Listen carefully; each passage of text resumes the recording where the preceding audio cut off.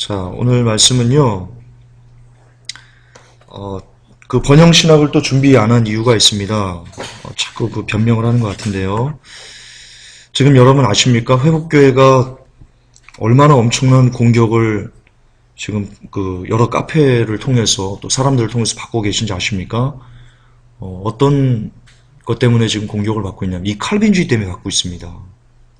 칼빈주의를 악하다, 악마의 교리다라고 한다고요. 완전 모두 다 이단으로 지금 정죄를 해버렸습니다. 그래서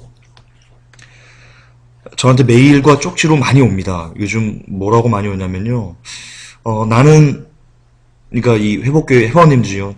저는 회복교회를 통해서 옳다고 보는데 지금 너무나 많은 곳에서 카페도 그렇고 우리 목사님들도 그렇고 전사님들도 그렇고 이 칼빈주의를 이렇게 얘기하면 이단이니까 그 이상한 그 말씀을 지들 마음대로 푸는 곳이니까 그 완전 이단이다. 가까이 하지 말아라. 이렇게 얘기를 하는데 도대체 선생님 뭐가 맞습니까? 라고 하면서 제 메일과 쪽지로 이렇게 상담이 많이 옵니다. 그래서 지금 이 번영신학이 중요한 게 아니다. 제가 좀 많이 새삼 좀 느낍니다. 번영신학은 이 칼빈주의가 만들어낸 어떤 쪼가리거든요. 이 칼빈주의는 그 근본입니다. 정말 이 뼈대입니다. 얘만 부셔버리면 번영신학 뼈가 자연적으로 부서진다고 저는 보는데 그런 차원에서 그런 분들에게 답을 좀 드려야 될 필요성이 저에게 좀 있었습니다. 그래서 오늘은 한번 글 써놨는데요. 신앙생활 20년을 했다는 그런 칼빈주의자와의 대화. 그 사람이 나는 이래서 칼빈주의가 맞다라고 말하는 거에 대해서 그 사람이 나는 이것이 칼빈주의가 이래서 맞다고 생각하고 그에 대한 근거 성경 구절을 이렇게 제시한다라고 한 것에 대해서 그러나 당신 말은 다르고 그 성경의 의미는 이것입니다 라는 것을 변론하는 식의 설교를 오늘 하겠습니다. 모쪼록 이 설교를 들으시고 원컨대 회복교회가 잘못된 것이 아니고 회복교회가 이단이 아니고 칼빈주의에 물들어 있는 그 많은 수많은 카페들 그리고 그 수많은 목회자들이 이단이라는 것을 분별할 수 있는 여러분들이 되셨으면 합니다. 그런 차원에서 이 신앙생활 20년의 칼빈주의자와의 대화 준비하였습니다. 시작하겠습니다. 자, 신앙생활을 20년 했다는 사람이 이렇게 주장을 합니다. 구원은 선물인데 어떻게 하나님이 줬다가 그 선물을 빼앗느냐? 하나님은 너무나 사랑이 많으시기 때문에 절대로 한 번 주신 선물은 다시 빼앗지 아니하시는 분이시다 라고 주장을 하신답니다. 그러면서 성경 구절에 대해서 이렇게 근거를 대셨는데요. 먼저 그분이 주장한 성경 구절을 보시기 전에요. 이 구원은 선물인데 하나님께서 어떻게 뺐지? 라는 그 생각이, 그 사고가 어디서부터 출발했는지를 생각을 좀 했으면 좋겠습니다. 성경이 과연 구원이 선물인데 하나님이 그것을 한 번 준 것을 어떻게 빼앗느냐는 그것을 증명하는 성경 구절들이 있던가요? 뒤에 보시면 알겠지만 없습니다. 그들이 주장하는 것들이 다 희한한 겁니다. 일부의 성경 구절만 보든가 아니면 해석이 잘못된 거든가 아니면 자기적인 해석이든가 그렇습니다. 그러므로 이 구원은 선물인데 어떻게 하나님이 사랑이 많으신 하나님이 뺐을까? 이것은요 성경에서 출발한 생각이 아닙니다. 지극히 인본주의적인 지극히 자기 식대로 나 좋다고 생각해낸 사고방식일 뿐입니다. 그리고 말씀드렸듯이 인간에게서 나온 사고방식은요 죄송하지만 대부분이 다 루시퍼로부터 비롯된 것입니다. 사람 속에서 나온 것이 그런 것이기 때문인데요. 이거에 대해서는 제가 몇 번 성경을 근거로 주장을 했기 때문에 두 번 반복하지 않겠습니다. 그러므로 구원은 선물인데 어떻게 줬다가 빼앗느냐 이 발상은 죄송하지만 당신에게서 나온 게 아니고요. 루시퍼가 당신에게 심어준 지옥 사상입니다. 지옥 가는 사상입니다. 당장 버리지 않으면 힘듭니다. 너무 위험합니다. 자, 그럼 과연 성경은 구원에 대해서 무엇이라고 말하는지 한번 살펴볼까요? 사도행전 5장 3절 보세요. 3절, 4절, 5절. 베드로가 가로되 아나니아야 어찌하여 사단이 내 마음에 가득하여 내가 성령을 속이고 땅값 얼마를 감추었느냐. 여기서 무엇을 할 수 있습니까? 이 아나니아가요, 자기가 가진 그 땅을 다 팔 정도로 처음에 팔 때 얼마나 감동이 있었기 때문에 팔았겠습니까? 물론 기분대로 했을 수도 있겠죠. 그러나 뒤에 보세요. 땅이 그대로 있을 때에는 내 땅이 아니며 판 후에도 내 임의로 할 수 없더냐. 어찌하여 이 일을 내 마음에 두었느냐. 사람에게 거짓말하는 것이 아니요 하나님께로다. 아나니아가 이 말을 듣고 엎드려져 혼이 떠나니 이 일을 듣는 사람이 다 크게 두려워하더라. 당시 성령께서 너무나 강력하게 각 사람들에게 임하였고요. 그 중에 이 아나니아도 거기서 감동을 받았습니다. 그래서 자기가 판 자기 땅을 다 팔아서 그걸로 하나님의 나라를 위해서 일하려고 했던 자입니다. 그러나 동시에 사단이 그의 마음을 주장하여서 성령을 속이고 땅값을 감췄습니다. 그러자 죽었습니다. 자, 칼빈주의자들의 주장대로라면 자기의 땅을 소유를 팔 정도로 감동을 받았던 사람인데, 그렇다면 그들 주장대로라면 하나님의 선물인 구원을 받은 사람인데, 그럼 그가 어떻게 혼이 떠나가 죽어버리는 그런 일이 벌어질 수 있겠습니까? 그러나 성경은 그렇게 이야기하지 않습니다.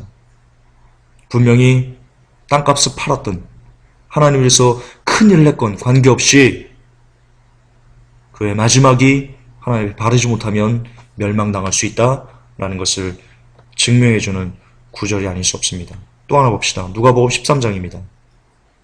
제자들이 묻습니다.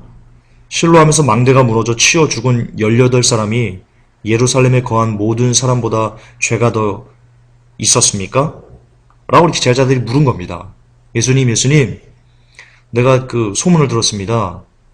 뭐 베드로나 누가 이렇게 물어봤겠죠. 저 실로하면서 망대가 무너져가지고요. 거기서 18사람이 있었는데 그냥 그 망대가 무너진 것 때문에 쳐서 그냥 죽어버렸네요. 아, 예수님, 그들이 저 예루살렘에 있는 많은 사람들보다 그들이 죄가 더 곱절이나 많았기 때문에 그들이 죽은 거죠. 그들이 죄가 심해서 그렇게 하나님이 심판하신 거죠. 라고 제자들이 예수님께 물었던 겁니다. 그때 예수님께서 이렇게 답하십니다. 아니, 너희들 착각하는 거야. 내가 너에게 이르노니 너희도 만일 회개치 아니하면 다 이와 같이 망해. 너희도 그렇게 죽어. 여러분, 여기서 너희는요, 누구를 가리키냐면 제자들을 가리킵니다. 제자들. 늘 예수님과 같이 밥을 먹고 예수님의 말씀을 듣고 예수님이 권세를 줘서 가서 사단을 쫓아내고 귀신을 쫓아내고 병자를 고치고 복음을 전파했던 그런 구원받은 백성들을 향해서 예수님께서 이해하십니다. 아니, 너희도 회개하지 않으면 망해, 이 자식들아. 이 자식은 빼고요. 죄송합니다. 망해. 이와 같이 망해. 그러니까 너희들 늘 한 번 구원받은 것 같고 그 구원이 영생하도록 있다는 그런 생각이랑 머릿속에서 아예 지워버리고 늘 두렵고 떨림으로 구원을 이뤄가면서 늘 회개하면서 늘 너희들의 발을 씻어가면서 겸손하게 두렵게 나의 길을 쫓아와, 나의 뒤를 쫓아와 라고 주님이 말씀하시는 겁니다. 여기에 어디 한 번 구원, 영원한 구원, 하나님께서 구원을 선물로 줬는데 어떻게 뺏겠냐 라는 사고방식이 여기에 담겨 있습니까? 전혀 없습니다. 전혀 없습니다. 아예 없습니다. 100% 없습니다. 따라서 구원은 선물인데 어떻게 줬다가 뺐느냐는 생각은 칼빈주의 한 번 구원, 영원한 구원이 심어놓은 치명적인 죽음의 생각이 아닐 수 없습니다. 그 생각 가지고 있으면 죽습니다. 죽습니다. 그 생각에서 헤어나와야지만 살 수 있습니다. 자, 그분의 또 다른 주장입니다. 구원으로 신분이 바뀐 것이다. 그러므로 한 번 구원은 영원한 것이다. 이렇게 그분이 주장을 하십니다. 그리고 뒤에 주장을 하면서 뒤에 보니까요. 그러므로 우리가 구원을 받아서 신분이 자녀의 신분으로 바뀌었기 때문에 이제는 술 마셔도 구원과는 상관없다. 죄 져도 구원과는 상관없다. 라고 이야기를 하시는 겁니다. 정동수 목사님이 이것 때문에 이런 주장을 하시는 겁니다. 지금 구원으로 신분이 바뀌었기 때문에 죄를 지어도 추가된다. 라고 이야기하시는 겁니다.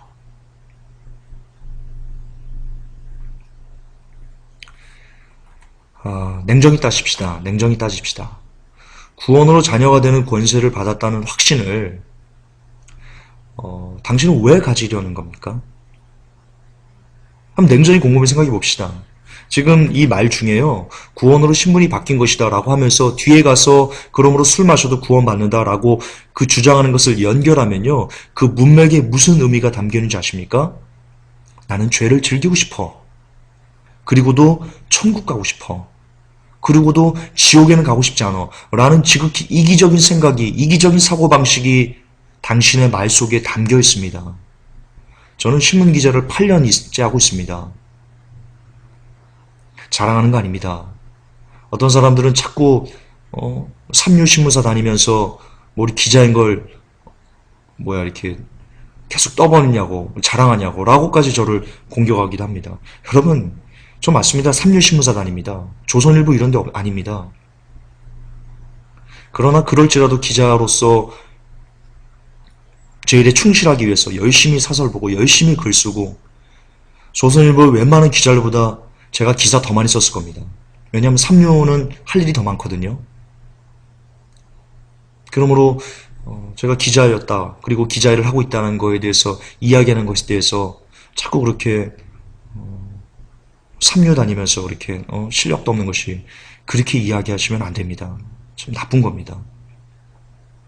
어쨌든 저는 기자 일을 8년째 하면서 많은 글 속에 담겨있는 그 문맥의 의미를 파악하는 훈련을 8년째 하고 있습니다. 그러므로 당신께서 하신 이 말 속에, 이 문맥 속에 담겨있는 의미가 무엇인지 어느 정도 다른 사람보다는 제가 더 많이 파악할 수 있을 거라고 저는 믿습니다.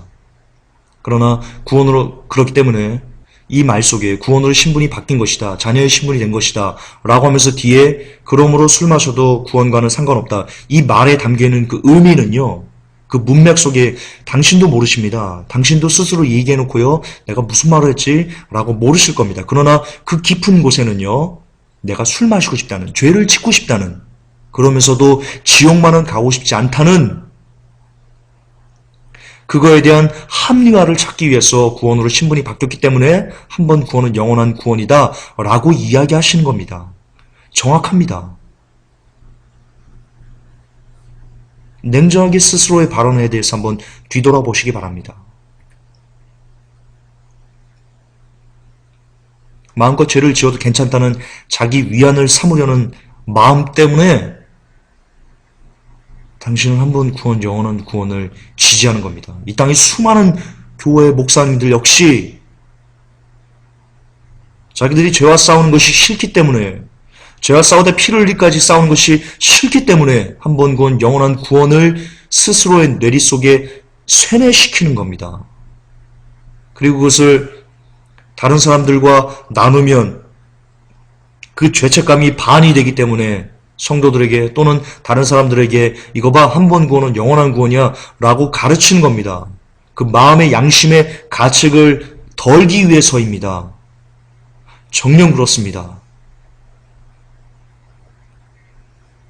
그러므로 실상은 칼빈주의도 문제지만 칼빈주의도 100% 잘못은 아닙니다. 그 칼빈주의를 받아서 자기 스스로 죄를 짓고자 하는 마음에 딱 갖다 붙여가지고 만들어 놓은 당신이 문제지 칼빈주의 자체가 완벽한 100% 문제라고 보아서는 안 됩니다. 그 칼빈주의 듣고도 아니라고 하는 사람들이 많기 때문입니다. 그러므로 요는 칼빈주의도 잘못이지만 당신이 더 나쁩니다. 당신이 배는 더 나쁩니다. 칼빈주의보다. 또 하나 봅시다. 정말 구원으로 바뀐 신분이라면 우리가 어떻게 살아야 된다고 성경은 가르치고 있습니까? 레위기 11장 45절을 보시기 바랍니다. 나는 너희 하나님이 되려고 너희를 애굽 땅에서 인도하여 낸 여호와라. 내가 거룩하니 너희도 거룩할지어다. 아멘. 하나님이 우리의 하나님이 되시기 위해서 우리를 인도했다고 합니다. 하나님께서요, 사단의 세력에서 우리를 왜 건지셨습니까? 우리의 아버지, 우리의 하나님이 되시고자 우리를 사단에게서 건지신 겁니다. 그런데 그 하나님께서, 우리의 하나님이 되시고자 하시는 하나님께서 뭐라고 하십니까? 그런데 너희들 조건이 있다. 너희들 조건이 있다. 내가 너희의 하나님이 되기 위해서 너희들이 행해야 될 조건이 있다. 그게 뭐냐면 나는 거룩하다. 그러므로 너희도 나의 자녀라면, 나의 백성이라면 너희도 거룩해야만 한다. 라고 하나님께서 지금 조건을 다시는 겁니다. 그냥 하나님은 모든 사람들이 하나님이 되실 수 없습니다. 되고 싶어 하지 않으십니다.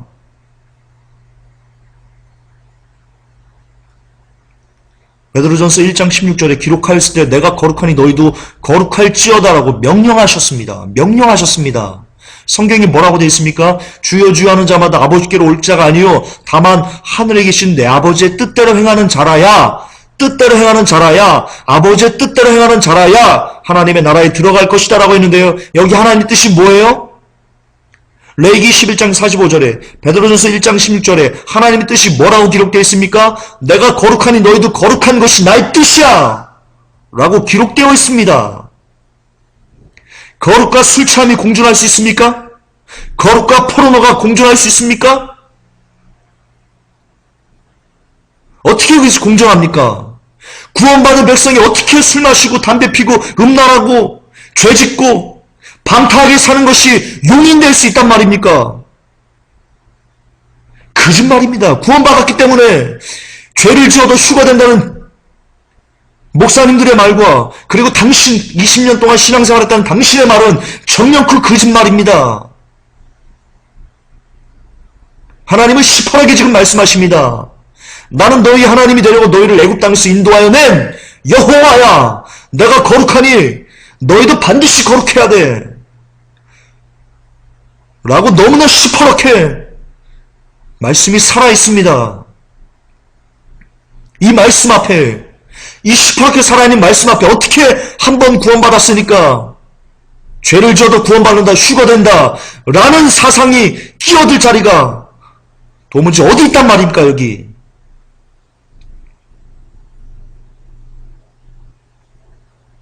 구원받아서 신분이 바뀐 이유는 하나님께서 우리의 아버지가 되시려는 뜻 때문입니다. 그렇다면 우리도 아버지가 거룩하시기 때문에 우리도 아버지를 따라 거룩을 향해 가야 합니다.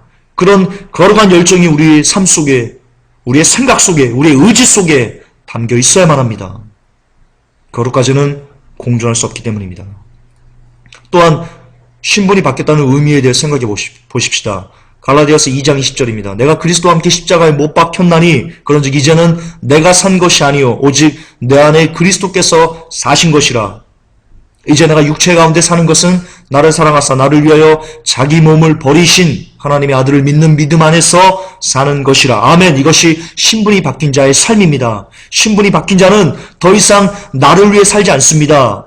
나를 위해 살지 않는다는 그 뜻이 무엇입니까? 나의 모든 정과 욕심을 십자가에 못 박아서 없애버렸다는 겁니다. 그러므로 하나님께서 거룩하라고 하신 그 명령을 쫓아 우리도 거룩을 향해 가는 삶, 그들이 바로 구원받아 신분이 바뀐 자의 삶을 사는 사람들입니다. 그런 사람들만 크리스천입니다. 그러므로 구원받았다고 하면서 죄와 여전히 짝하면서 죄를 물맛이 지면서 죄를 짓고도 애통하지 않으면서 이 땅을 살아낼 수는 없습니다. 물론 사람은 안전하지 않습니다. 죽는 그 상관까지 우리는 죄와 싸우되 피를까지 싸우기 때문에 가끔은 넘어집니다. 그러나 죽는 순간까지 계속해서 죄와 짝하고 살 수는 없습니다. 죄를 지어 넘어질 수 있습니다. 저도 넘어지고요. 설교하지만 늘 넘어집니다. 그러나 구원받은 사람은 그 죄로 인해서, 내가 그 넘어짐으로 인해서, 넘어져서 무릎이 까져서 아픈 그것 때문에, 내가 하나님 앞에 범죄했다는 그 득죄했다는 양심의 가책 때문에 마음이 미친 듯이 불붙하는 그런 자입니다. 그런 자가 어떻게 죄를 짓고도 아무렇지도 않게 이 땅을 살아낼 수 있다는 말입니까? 그것은 신분이 바뀐 자의 삶이 아닙니다. 그것은 구원받은 자의 삶이 아닙니다. 그러므로 당신은 아마도 구원받지 못했을 확률이 높습니다. 아마도 그렇습니다.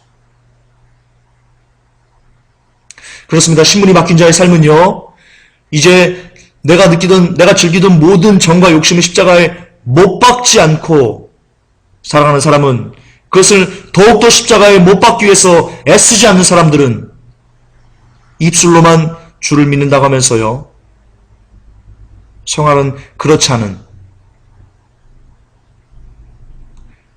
정말 아무것도 아닌 경건의 모양만 있는, 그러나 그 능력은 없어서 마지막 날 지옥불에 던져질 그런 쭉정이 가라지가 되는 것입니다. 죄악 속에 거하는 자는 절대로 구원받은 자일 수 없습니다. 자, 이제 당신께서 구원을 잃어버리지 않는다며 주장하시는 선구들을 보겠습니다. 요한복음 5장 24절입니다. 내 말을 듣고 또 나를 보내신 이를 믿는 자는 영생을 얻었고 심판에 이르지 아니하나니 사망에서 생명으로 옮겼느니라. 이 말을 근거로 옥하는 목사님도 한 번 구원은 영원한 구원이니까 구원의 확신을 가져라라고 이야기하십니다.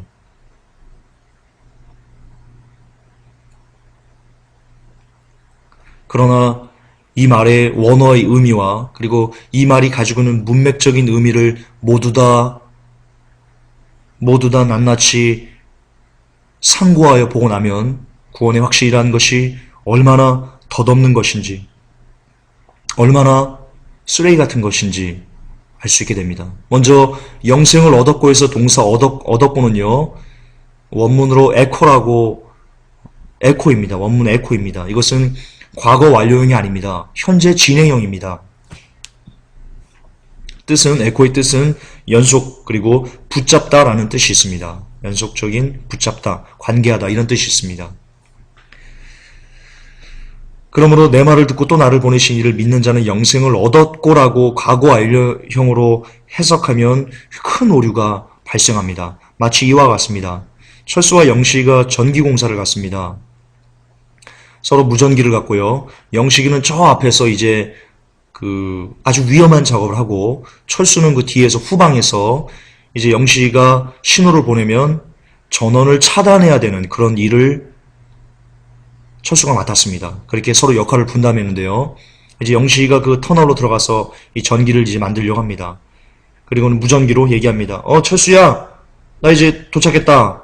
내가 신호 보내면, 그러니까 철수야, 이제 전기 내리면 내렸다고 얘기해. 그래서 내가 이거 붙잡으니까 라고 이야기를 합니다. 근데 철수가요,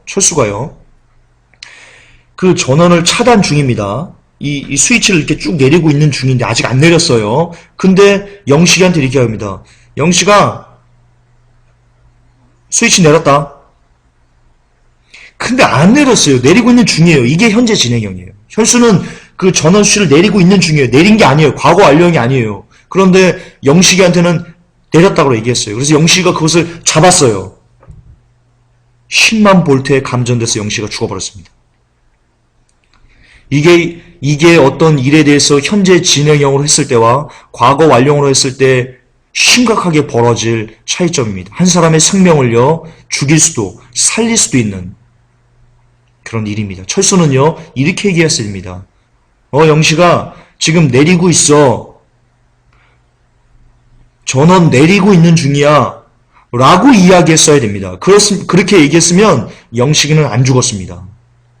마찬가지입니다. 내 말을 듣고 또 나를 보내신 이를 믿는 자는 영생을 붙잡고 있는 중이고 혹은 영생을 얻고 있는 중이고 라고 현재 진행형으로 이야기했으면 오늘날 얼마나 많은 사람들이 죽어 지옥에 가지 않고 죽어 하나님의 나라에 들어갈 수 있었는지 모르겠습니다. 요한복음 5장 24절을 이렇게 해석한 것 때문에, 과거 완료형으로 해석한 것 때문에 정말 얼마나 많은 영혼들이 죽어버렸을지 참으로 안타깝지 않을 수 없습니다. 자, 또 하나를 봅시다. 심판에 이르지 아니하나니 사망에서 생명으로 옮겼느니라. 여기서 옮겼느니라는요, 메타바이노라는 뜻입니다. 이 뜻은 출발의 의미가 있습니다. 어떤 의미냐면 이쪽 지역에서 다른 쪽으로 이렇게 출발하다의 의미가 있습니다. 그러므로 옮겼느니라 라고 이렇게 과거 완료형으로 이것도 역시 해석해버리면 대단히 골치 아픈 일이 발생합니다. 따라서 정확한 원문의 해석을 직역을 하면 이렇습니다. 내 말을 듣고 또 나를 보내신 이를 믿는 자는 영생을 붙잡은 중으로 현재 진행형입니다. 심판에 이르지 아니하나니 사망에서 생명으로 출발하였느니라. 이렇게 됩니다. 이것을 이제 직역이 이렇고요.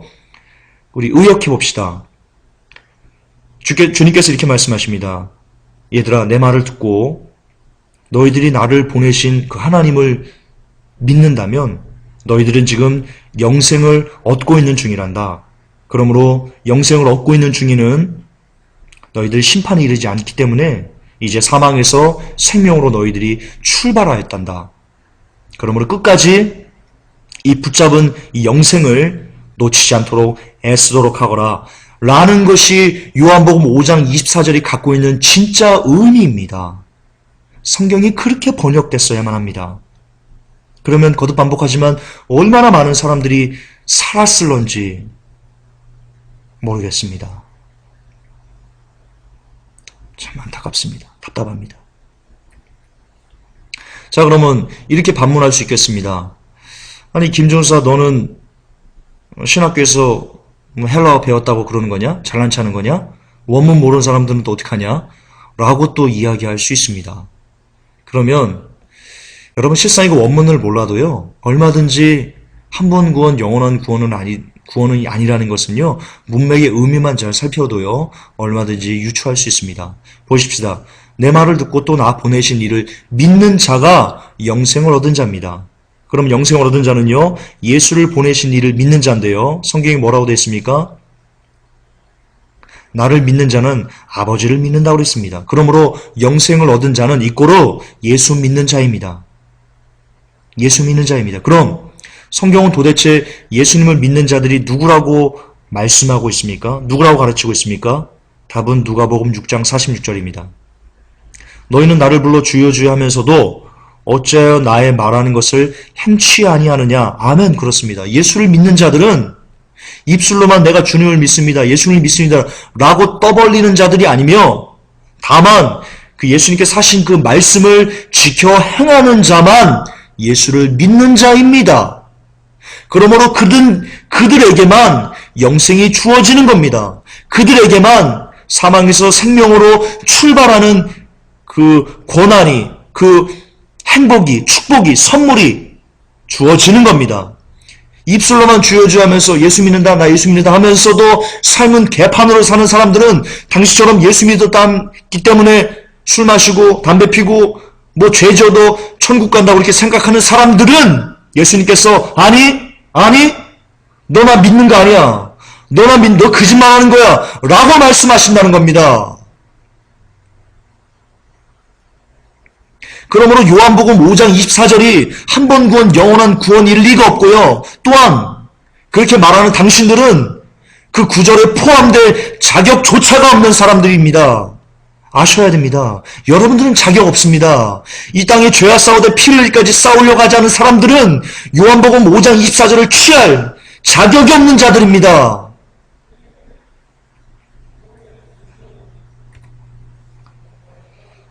다음에 근거 성구를 보십시다. 이사야 53장 6절입니다. 우리는 다 양 같아서 그릇 행하여 각기 제 길로 갔거늘 여호와께서는 우리 모두의 죄악을 그에게 담당시키셨도다. 이 말을, 이 성구를 가지고 이제 죄 지어도 괜찮다, 지옥 안 간다 라고 이야기한답니다.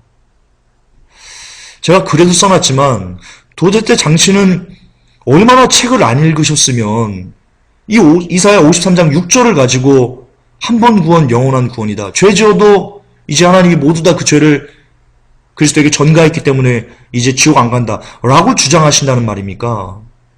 그 의미는 이곳에 전혀 없습니다. 성경을 너무 안 읽은 티가 나십니다. 신앙생활 20년 하면 뭐 하십니까?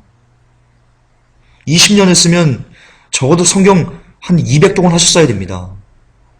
정말 그러셨어야 됩니다.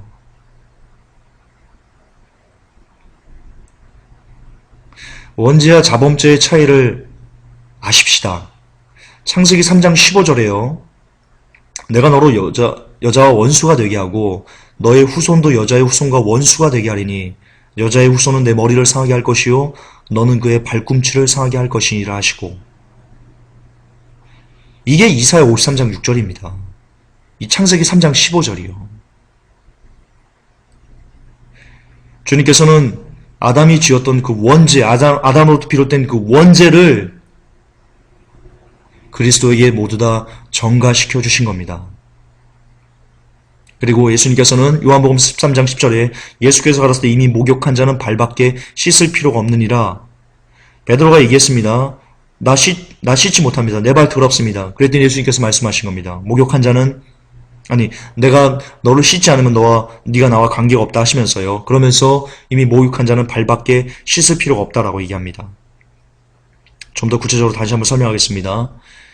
예수님께서 수건을 허리에 동이시고 허리에 두르시고 제자들의 발을 씻으려 하셨습니다. 그때 베드로가 가서 베드로 순서가 돼서 씻으려고 할 때 베드로가 얘기합니다. 주님, 내 발이 더럽습니다.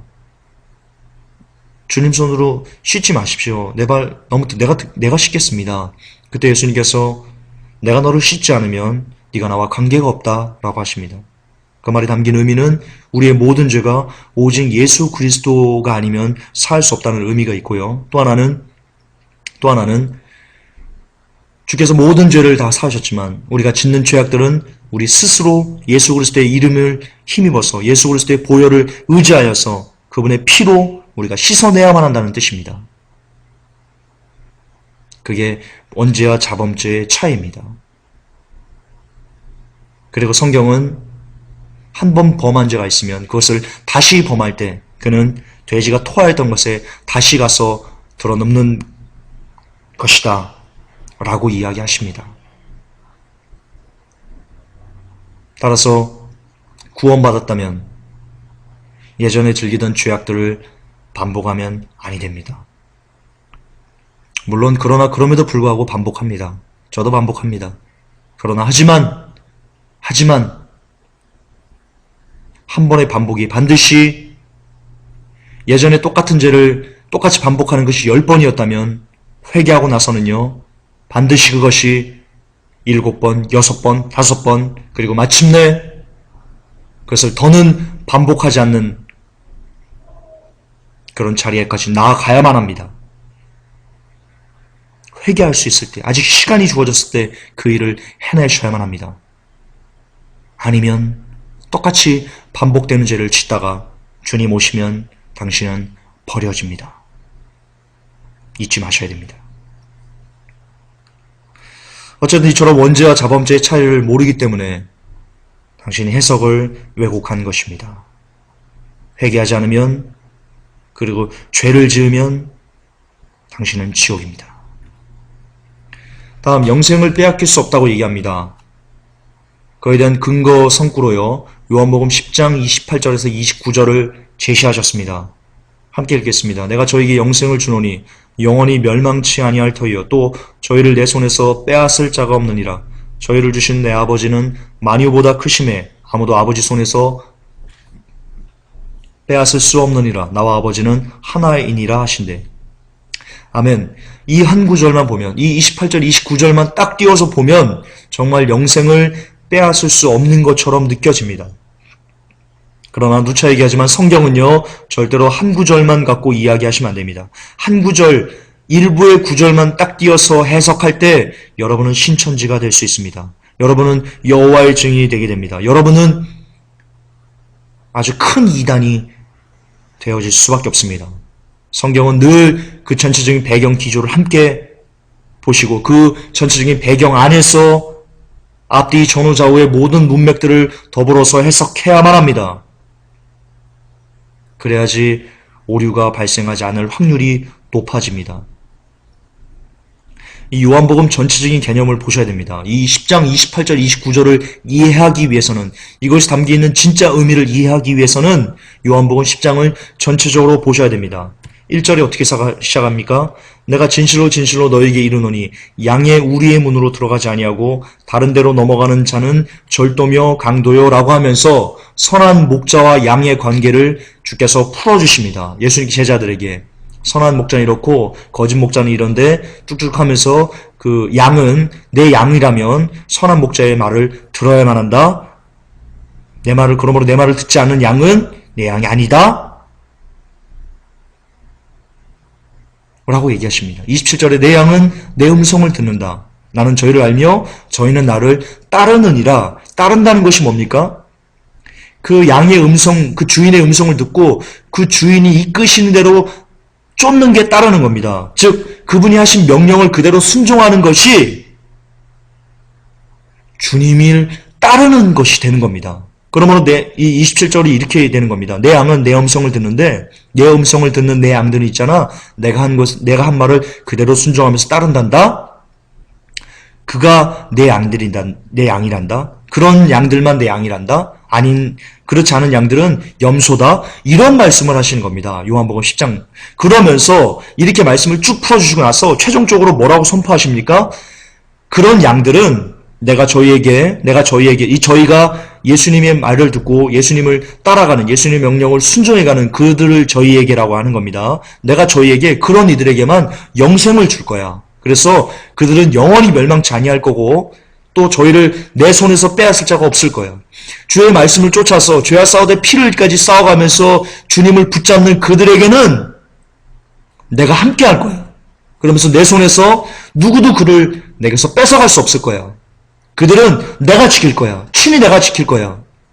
라고 하면서요. 이 말씀이 여러분 바로 로마서의 말입니다. 환난이나 기근이나 적신이나 기근이나 위험이나 칼이랴. 그리스도 예수 안에서 우리를 그 사랑에서 끊을 수 없느니라. 이 말씀이 그때 비로소 여러분 성취되는 겁니다. 그냥 툭 환난이나 기근이나 적신이나 칼이 이게 나오는 게 아니고요. 요한복음 10장이나 그 말이나 똑같은 겁니다. 로마서에 있는 말이나.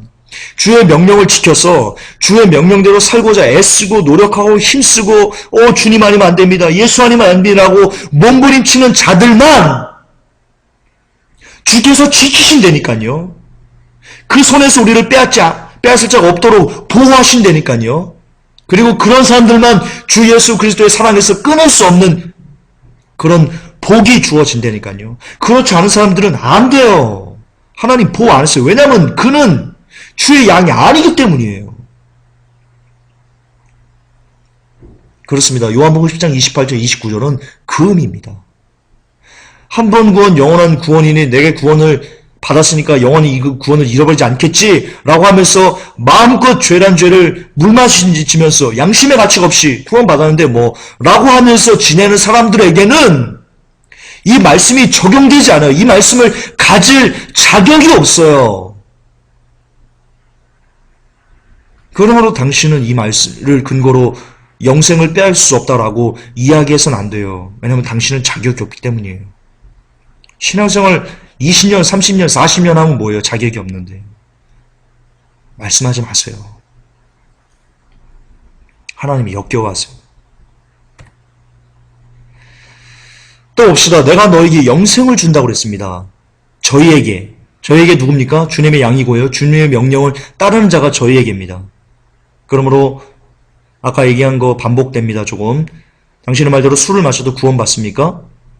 어떻게 그러고도 구원받습니까? 주의 명령을 어긴 것인데 어떻게 주님의 양일 수 있습니까? 도대체 어디 가서 구원을 받겠다는 겁니까?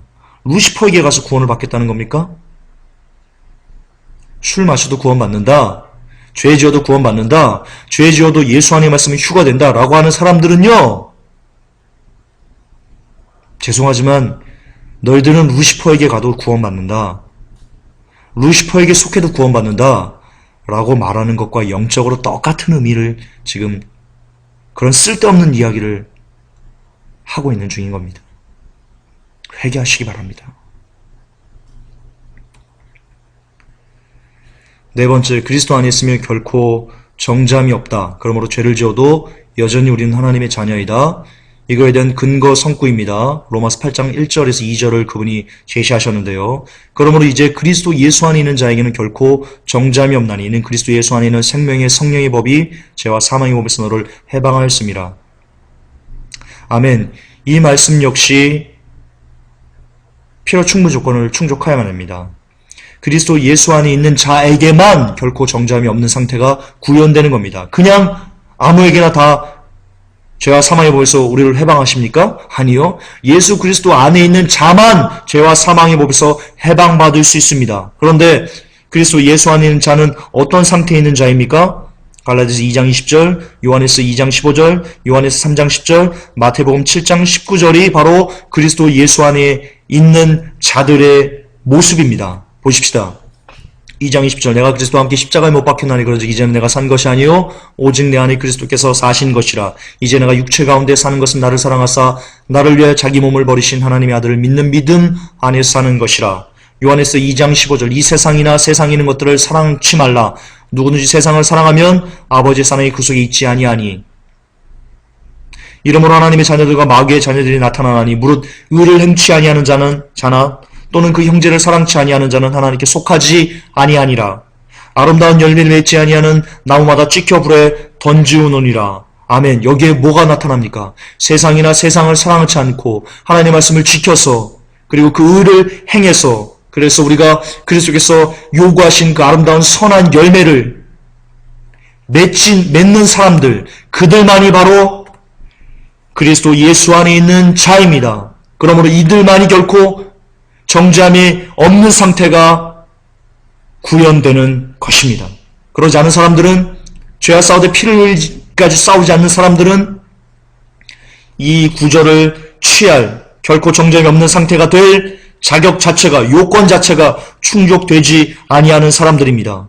그러므로 거듭 반복하지만 당신께서는 로마서 8장 1절에서 2절을 근거로 인해서 그리스도와 예수 안에 있으면 정죄함이 없으니까 죄를 지어도 여전히 우리는 하나님의 자녀다라고 말씀하셔서는 아니 됩니다.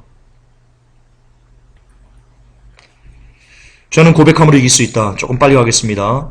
근거 선고를 고린도서 5장 17절을 드셨는데요. 그런즉 누구든지 그리스도 안에 있으면 새로운 피조물이라. 이전 것은 지나갔으니 보라 새 것이 되었도다. 이것도 똑같은 맥락입니다. 그리스도 안에 있으면 새로운 피조물이 되는 겁니다. 아무나 그냥 새로운 피조물이 되는 것이 아닙니다. 그런데 그리스도 안에 있는 것은 아까 말씀드렸듯이 갈라디아서 2장 20절, 요한에서 2장 15절, 요한에서 3장 10절, 마태복음 7장 19절이 바로 새로운 피조물입니다. 따라서 행함이 없는 고백만으로는 죄사함은 없습니다. 이것을 야고보서는 증명합니다. 이와 같이 야고보서 2장 17절에 이와 같이 행함이 없는 믿음은 그 자체가 죽은 것이라. 야고보서 2장 26절에 영혼 없는 몸이 죽은 것 같이 행함이 없는 믿음은 죽은 것이니라. 아멘. 그렇습니다. 죄는 고백함만으로 이길 수 있지 않습니다. 오직 행함이 있는 살아있는 믿음의 고백만으로만 죄는 끊어질 수 있습니다. 그때야만 주께서 우리의 죄를 사하십니다. 행함이 없는 믿음으로 고백하는 고백은요, 그 고백은 주께서 듣지도 아니하실 뿐더러 역사하지도 않으십니다. 기억하셔야만 합니다. 요한일서 1장 9절, 만일 우리가 우리 죄를 자백하면 저는 미쁘시고 의로우사 우리 죄를 사하시며 모든 불의에서 우리를 깨끗게 하실 것이요. 아멘.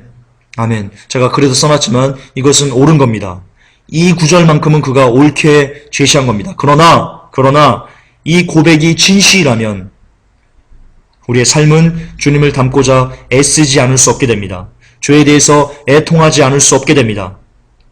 그러므로 이 고백을 근거로 들면서 당신은 이 고백을 근거로 들었는데 근거로 들면서 뭐라고 얘기했습니까? 그러므로 구원받았으니 마음껏 술 먹고 담배를 펴도 된다 라는 식으로 이었습니다. 논리를 그렇게 귀결시키셨습니다. 그러나 그렇다면 당신은 요한일서 1장 9절인 이 말씀을 읊을 자격이 없는 자가 됩니다.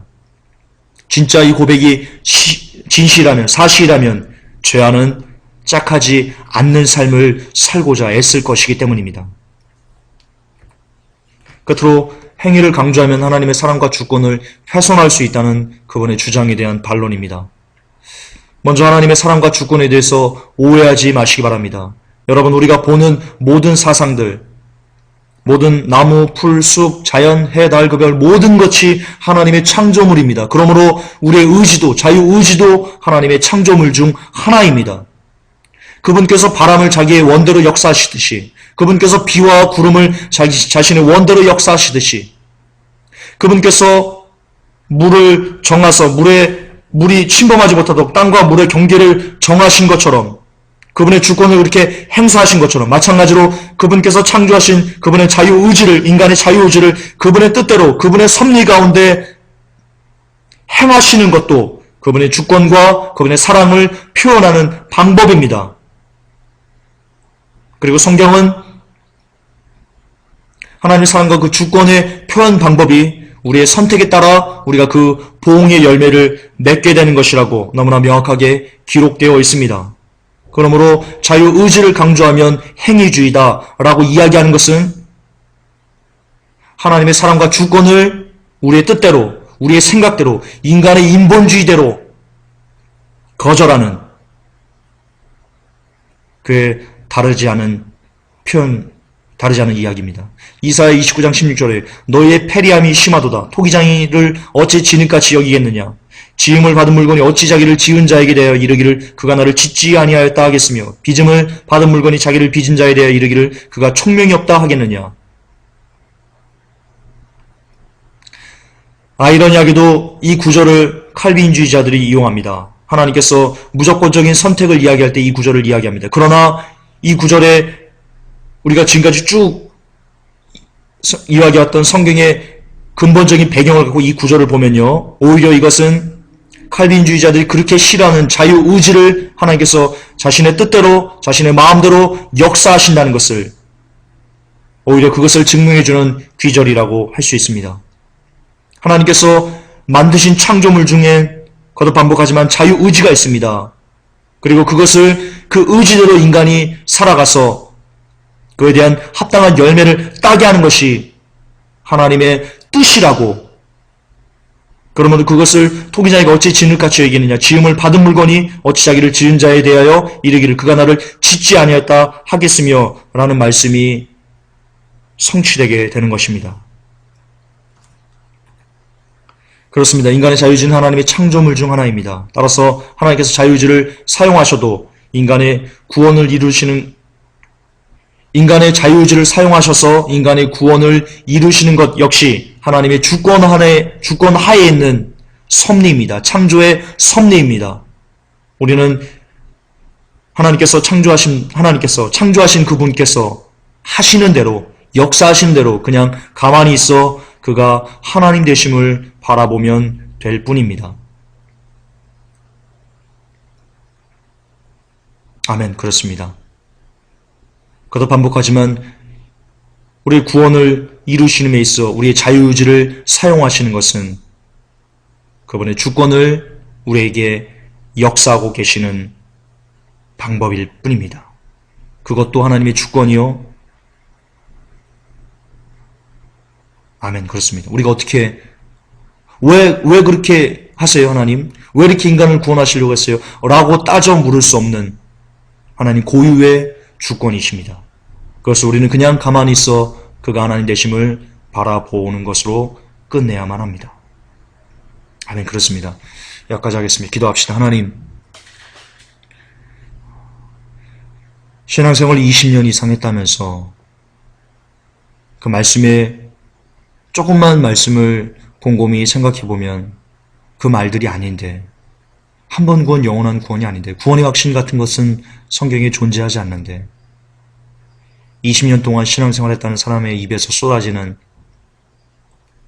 교사의 입에서 쏟아지는 그 말들이 얼마나 성경대로 설거지 하는 사람들의 마음을 답답하게 하는지 모르겠습니다.